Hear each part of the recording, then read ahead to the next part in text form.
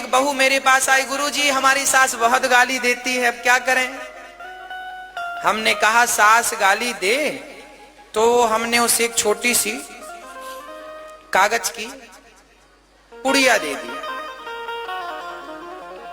हमने ये कागज की पुड़िया दी, हमने कहा लो पुड़िया, और जब तुम्हारी सास गाली दे तो ये पुड़िया अपने यहां पर दोनों दाढ़ों के बीच में दबा लेना। हाँ महाराज जी दबा लेना।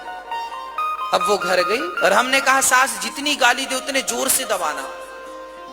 अब वो घर गई और सास गाली देनी शुरू की तो उसने पुड़िया यहां दबाई जोर से। सास गाली देती जा, वो पुड़िया दबाई दबाई दबाई। सास को लगा, सास भी बड़े आश्चर्य में, भगवान पहली बार बहू ने जवाब नहीं दिया। दूसरे दिन फिर सास ने प्रोग्राम शुरू किया, गाली गाली गाली, इसके बाद ये वो।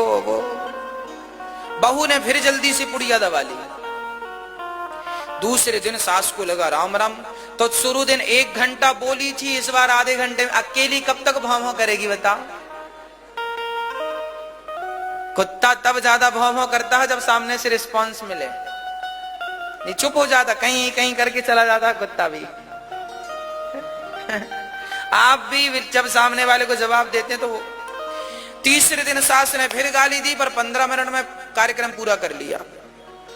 चौथे दिन तो 2 मिनट ही बोली सास। अब सास को लगा बहू को क्या हो गया, ये तो जवाब नहीं देती। 5वें दिन सास बहू से जाकर पूछी, अरे बहू अब तुम हमारी बहू नहीं हो, अब तुम हमारी बेटी बन गई हो। ऐसी हमारी बेटी थी, हम गाली देते थे वो कोई जवाब नहीं देती थी, अब हम तुमको बेटी मानेंगी। अब तो बहू दौड़ी दौड़ी आई, गुरुजी क्या दिया था पुड़िया में, सास तो मां बन गई। हमने कहा पुड़िया खोल के देखो। उसने पुड़िया खोल के देखी, उसने कहा महाराज जी ये तो कुछ भी नहीं है, इसमें कोई भभूति अभूति नहीं है। हमने कहा कोई भभूति थोड़ी देते हैं। अरे बोले सास मां कैसे बन गई। हमने कहा मेरी बहन आपने कोई जवाब नहीं दिया, आपने सास की गालियां 5 दिन सहन कर ली तो 5 दिन में ही आपकी सास मां बन गई। जब आप सहन करेंगे तो अपने आप सामने वाले को बदलने की ताकत रखेंगे। सामने वाला तब बदलेगा जब आप पहले अपने आप को बदलेंगे।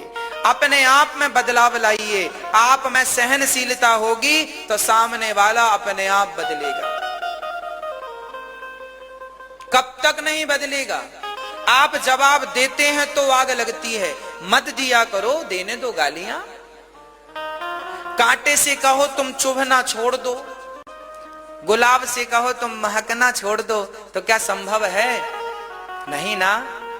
जैसे इस गुलाब ने कांटों के बीच में रहने की आदत बना ली है, उसी प्रकार आप अपने घर के वातावरण में रहने की अपनी आदत बना लो।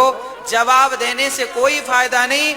जैसे कांटों के बीच में रहकर भी गुलाब आपको खुशबू देता रहता है, अपनी सुंदरता से अपनी ओर आपको, अरे गुलाब की ओर भले लोगों को पता है कि इस पेड़ पर कांटे हैं, पर गुलाब है इसलिए लोग उसकी तरफ बढ़ते हैं, नहीं कांटे ही कांटे हो तो जाएगा कौन। आप भी अपने घर परिवार में इस गुलाब की तरफ बन के रहिए कि लाख आपका कोई अपमान करे, लाख गालियां दे, फिर भी आप अपना मुस्काना, अपना मुस्कुराना, अपना हंसना, अपनी प्रसन्नता, ये देखो कांटों के बीच में रहता है तो भी इसकी कली खिलती है कि नहीं।